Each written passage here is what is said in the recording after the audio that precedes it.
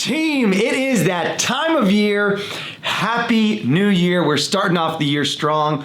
Look, as we head into 2024, I don't know about you, but I'm fired up. I'm excited. Every year we get a chance to, and I'm going to share a little bit of the process today, get a chance to reevaluate things that worked well in the past, and really set ourselves up for success going into the future. But there's a couple things that I want to go through today. And the first one, and I say this every single year, is we got to really cut ties with the mentality of this new year, new you BS. And so many people think by just the switch of a calendar, they're going into a new month. Okay, all my problems are going to be solved in January. Now that it's a new year, I can just forget about everything that happened and then go into this new year, problem solved.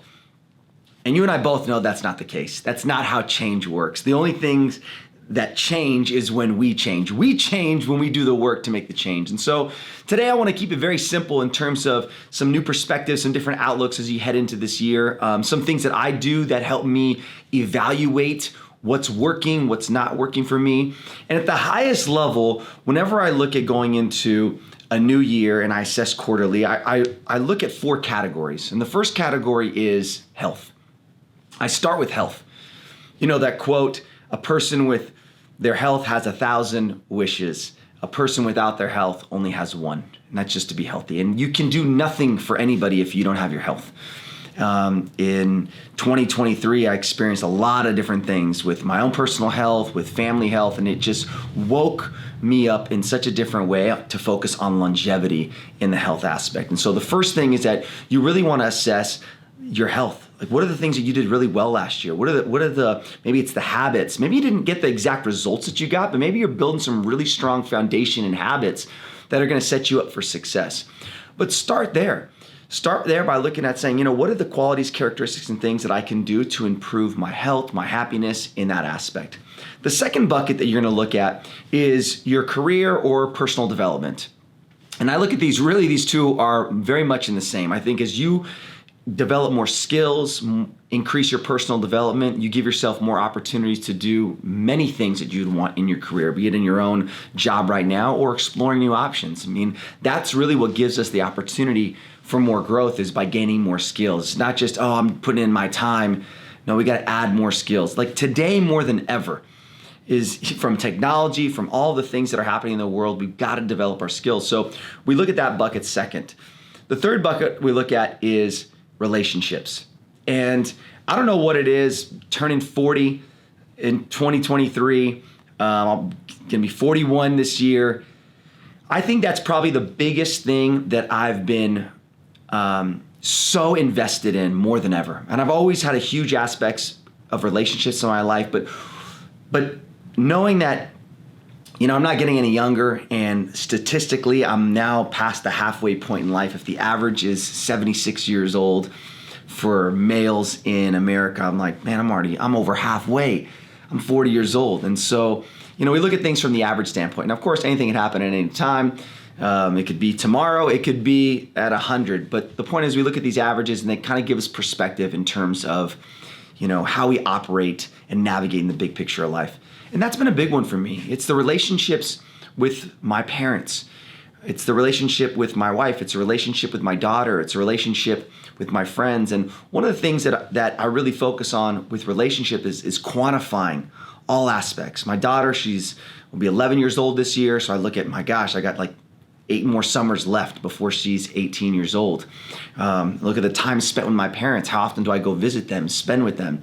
The people that I'm surrounding myself with, are they people that bring me a lot of joy, or are they energy vampires? Do they drain me? Is there a lot of just gossip and drama in certain circles, or am I spending time with people who are challenging me and pushing me? And so at this point, I've really come to the conclusion that the quality of our life is the quality of our relationships, because I think it's a direct mirror of who we are. And the people that we surround ourselves with is the people that we are. We've all heard the saying, we are the sum of the 5 people that we hang out with, and we eventually become the 6th. So if we're hanging out with negative people, toxic people, we're going to be the 6th one. If you're hanging out with people who are fit, positive, focused, growth-minded, that you're going to be the 6th one as well. I love what I heard recently is that abs are contagious. And I believe that is so true, right? A six-pack is contagious because if you hang out with somebody who's got six packs, you're going to watch everything that they do, their habits, their rituals, their discipline, and that's going to rub off on you. And that's why we focus. We focus on rituals over resolutions. And a lot of people are going to talk about, what are your New Year's resolutions?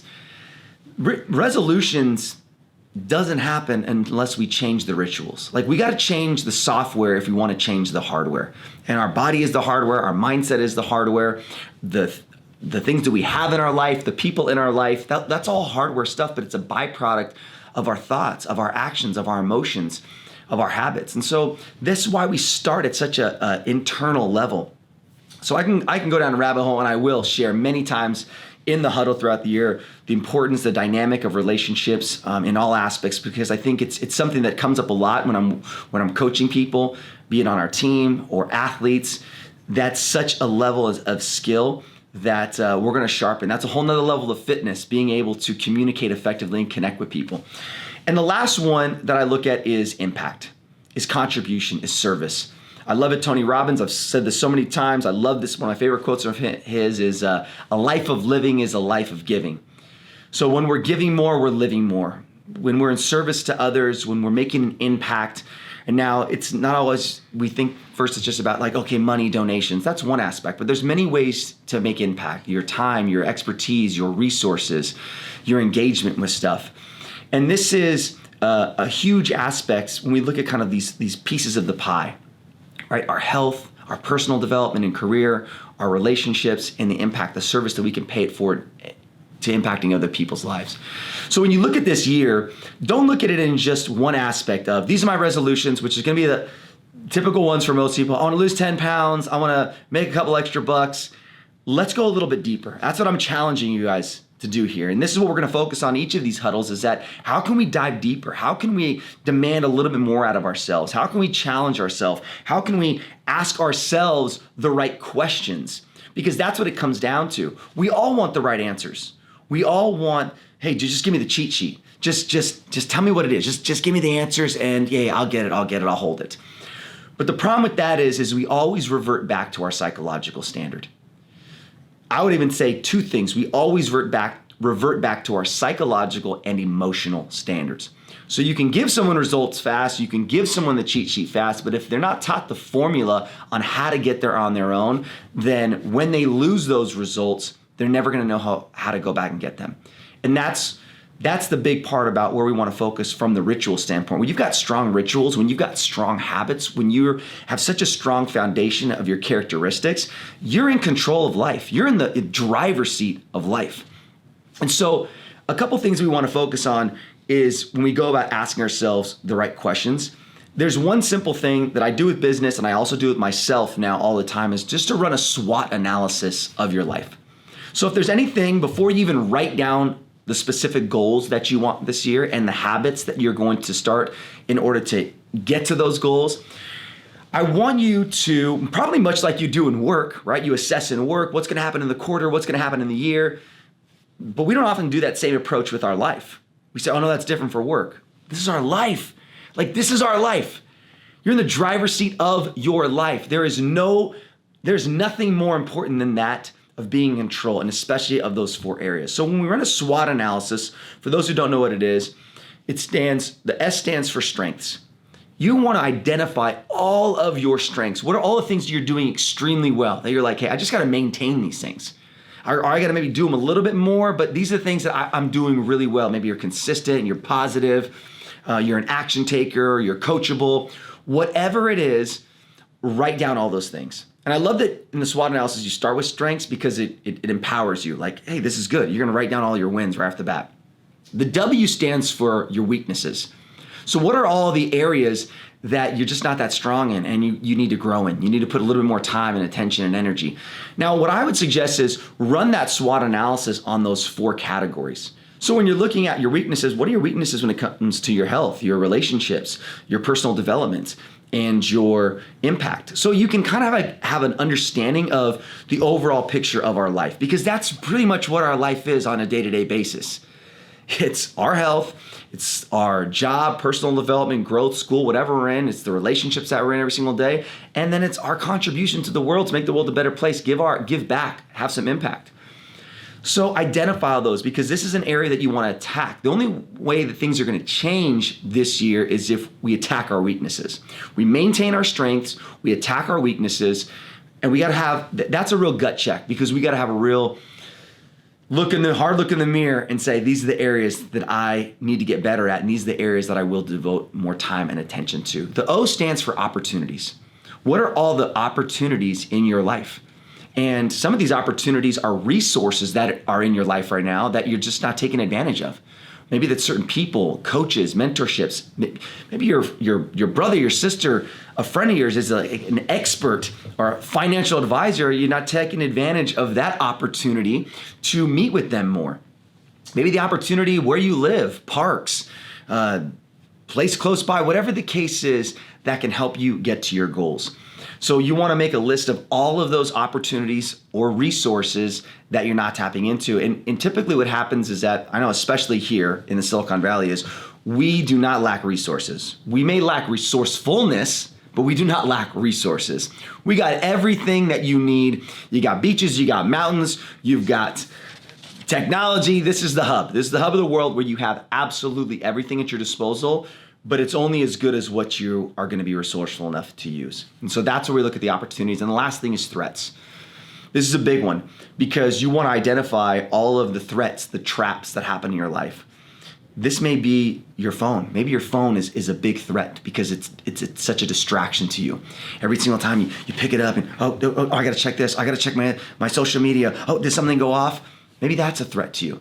And so stopping all notifications, that becomes a threat. So you're having time, putting this thing away. So when you're with your family, you're dedicated with them. So you're not getting interrupted at all. Maybe you need to stop hanging out with a certain type of people, because every time you're around them, like when you leave their presence, you don't feel empowered. You don't feel full.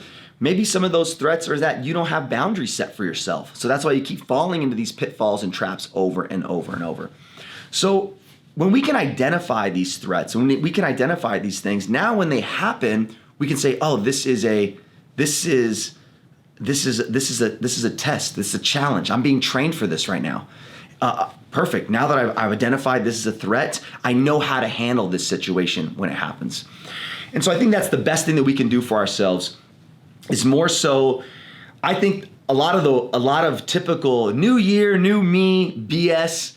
What's your New Year's resolutions is like having a quarter and going to a fountain and making a wish, hoping or even believing that your life is going to change just because it's a new year. That's not going to happen. You and I both know. And take a look at your year last year, right? Did things happen by chance, or did things happen by strategy? Hope is not a strategy.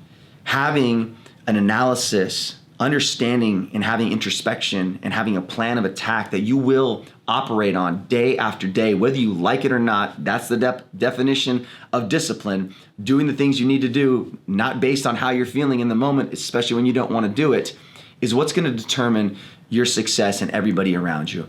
And so, as we talked about getting in the driver's seat of your life, getting in that space where you're in control, where you're not a victim at all, where you take some losses, you're going to take some fails. That's perfect. You're going to learn a lot of things about what works for you and what doesn't work for you. Failure is not absent when you're trying to progress in life.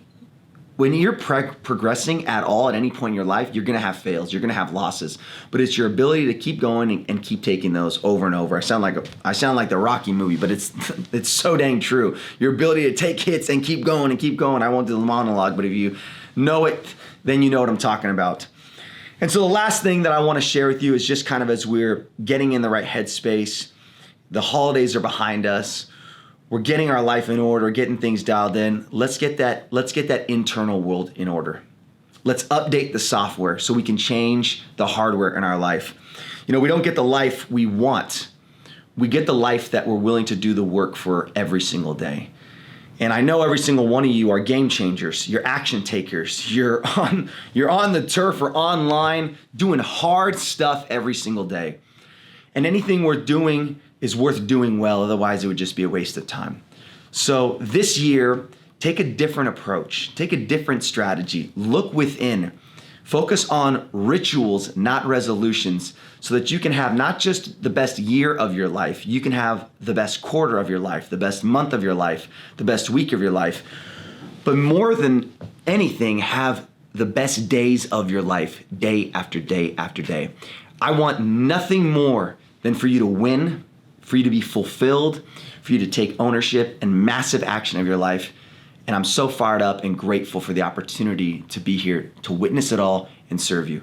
So let's go make some moves. Let's go dominate this year, and I'll see you on the turf.